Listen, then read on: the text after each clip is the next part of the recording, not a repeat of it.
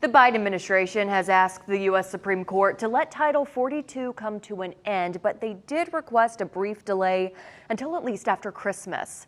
The move comes one day after Chief Justice John Roberts put a temporary hold on the termination of the policy. Title 42 stopped migrants from claiming asylum due to COVID-19 restrictions. It was supposed to come to an end tomorrow, but a group of Republican-led states, including South Carolina, sued the administration to keep it in place. The White House is requesting the temporary freeze remain in place for another week, allowing more time to prepare for a migrant surge. Tonight, advocates say the future of DACA might be in jeopardy. DACA is a federal program that was created during the Obama administration. It gives migrants the chance to legally work in the United States after being brought to the country at a young age by their parents. Our Carlos Flores spoke with a DACA recipient in North Carolina. He joins us in studio with more. Barbara Mojica is from Mexico and was brought to the United States when she was 5. She's been a DACA recipient since 2013, and now she's calling on for people to come together and help the thousands of others like her to stay in the country they call home.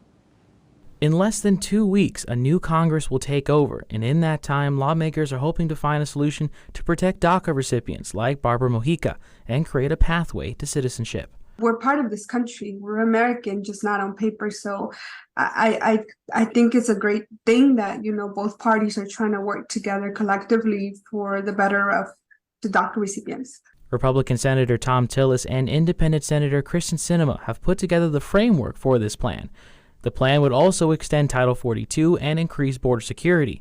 For Mojica, the DACA program is more than just a way to stay in the country. It means safety. It means a life that I didn't imagine before DACA. I mean, it means me being able to successfully integrate into society in America, to be a citizen of America, and to be able to achieve my dreams. The Center for American Progress reported that about 600,000 DACA recipients live across the U.S. and pay $9.4 billion in taxes each year. We know how much dreamers contribute to this country. And we know that as of right now, DACA, it's a program that is right now in jeopardy. So we need to find a solution, not only for this country, but for the entire United States, the economy. Miranda believes that the country can't find better candidates to become citizens than DACA recipients.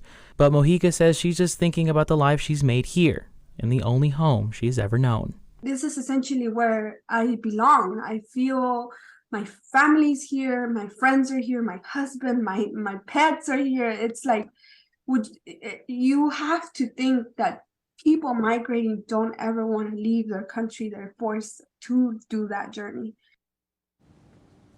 Now, as for what you can do, Miranda and Mojica say the best thing you can do is call your representatives to voice your support. And I'll have more information how you can do that on WIFF4.com. Back to you.